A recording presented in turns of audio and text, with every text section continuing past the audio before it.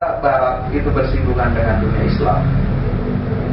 Ketika terjadinya kolonialisme di bidang baik itu secara militer maupun politik, kita dijajah oleh asing, maka paham-paham sosial kemasyarakatan dan agama yang berkembang di Barat pun itu juga diperkenalkan kepada negara-negara jajahan mereka di negara-negara Islam. Jadi satu paket. Tambah orientalisme, karena kolonial itu bukan hanya membawa kekuatan militer, tapi juga mengkaji kondisi-kondisi negara jajahannya. Kalau negara dijajah ini Islam, Muslim, maka dikajilah aspek-aspek kekuatan dan kelemahan Islam dan umat Islam. Orientalisme itu dulu mereka banyak mengkaji dan mengkritisi sejarah Al-Quran. Kritik terhadap Al-Quran itu hanya terbatas pada sejarah, penulisan, kodifikasi, ya. Mereka meragukan riwayat-riwayat, meragukan adanya naskah-naskah, dan juga sampai pada tahap meragukan kebenaran dan validitas mushaf Utsmani yang sekarang dipegang oleh seluruh umat Islam. Jadi kebenaran ini digugat. Sampai di situ mereka hanya cukup melakukan studi kritis historis terhadap Al-Quran. Nah, tugas lain pada dekade orientalisme terakhir itu mereka sebenarnya sudah mencanangkan adanya sebuah, kalau dikatakan ada edisi Al-Quran kritis, ya.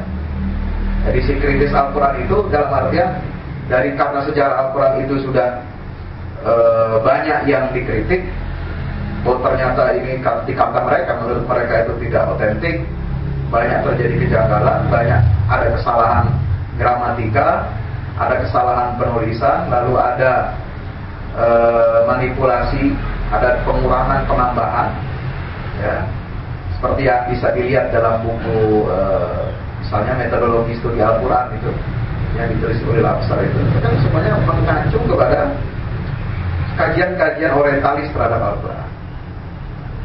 Itu belum masuk kepada tahap liberalisasi penafsiran, ya. Liberalisasi penafsiran itu baru mulai ada ketika Arthur Jeffrey itu mengusulkan adanya Al-Quran edisi kritis, ya, dengan harapan lahirlah penafsiran Al-Quran yang kritis. Nah, orientalis tidak masuk ke situ. Nah, yang melanjutkan ini adalah orang-orang Islam, ya, yang dididik secara orientalis, bukan hanya mereka menerapkan kajian kritik historis terhadap Al-Quran, tetapi juga menerapkan ilmu-ilmu sosial, ilmu humaniora yang sudah terbaratkan, yang berkembang di Barat dalam pengertian itu, dan sekuler untuk membaca dan memahami Al-Quran. Nah, hadirin yang berbahagia, liberalisasi penafsiran itu atau tafsir Al-Quran itu berangkat dari adanya konsep wahyu yang mereka tentang. Jadi, titik berangkatnya adanya liberalisasi Al-Quran atau liberalisasi tafsir atau liberalisasi studi Al-Quran itu istilah yang sama sebenarnya. Ini berangkat dari konsep wahyu yang dipermasalahkan oleh pertama dulu oleh orientalis, dan sekarang oleh anak turunannya itu oleh kalangan modernis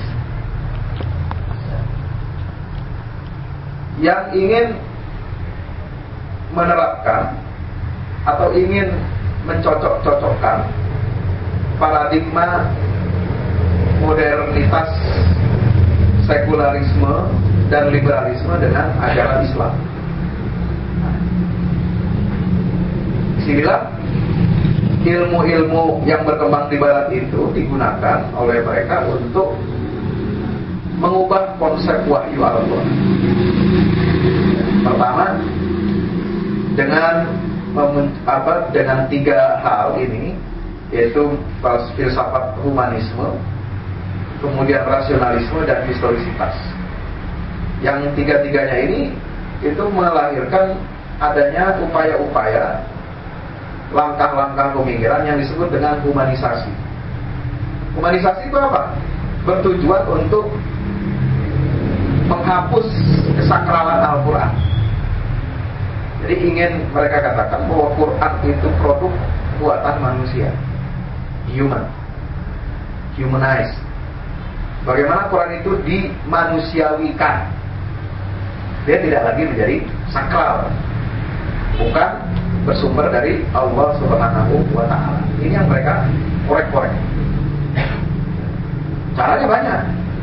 Di antaranya dengan mengatakan bahwa Quran itu adalah teks bahasa. Teks bahasa Arab. Karena Quran itu berbahasa Arab, ya dia teks. Cara memahami dan menafsirkan teks tidak perlu ada metode khusus. Semua metodologi, termasuk yang berasal dari Barat, itu juga berhak untuk memahami teks itu. Kemudian Quran ini adalah dikatakan sebagai produk budaya Arab atau muntaj sakofi.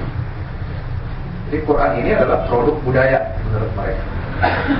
Ajaran-ajaran Quran yang disebutkan di situ, hukum-hukum Quran itu sebagai cermin atau realitas dari budaya Arab. Karena tidak mungkin ada, kalau mereka berangkat dan sudah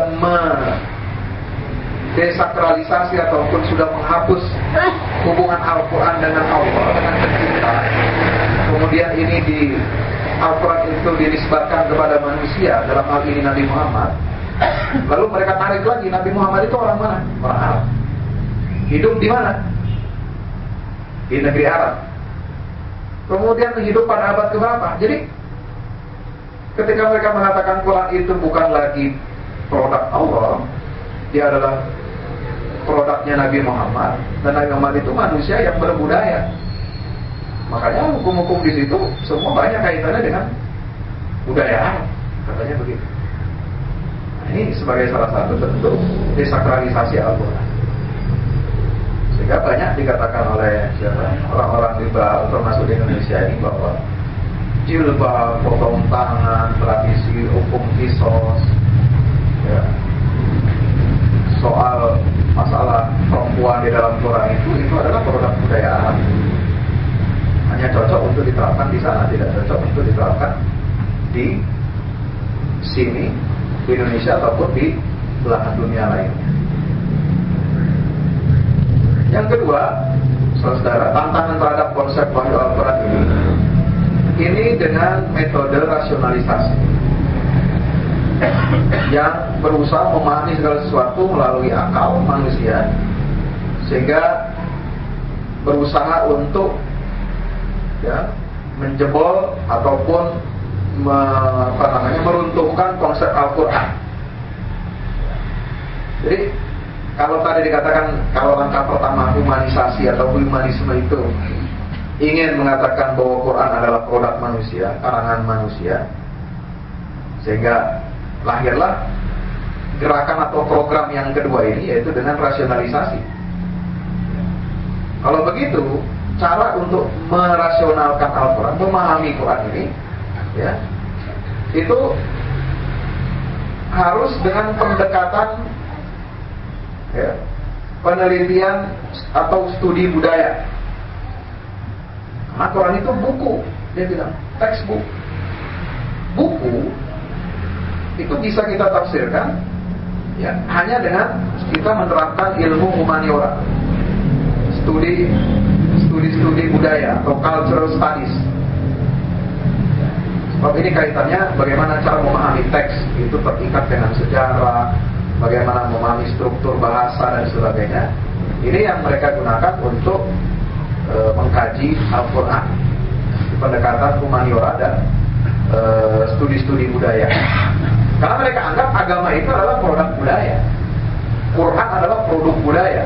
Sehingga untuk memahami agama dan memahami kitab suci,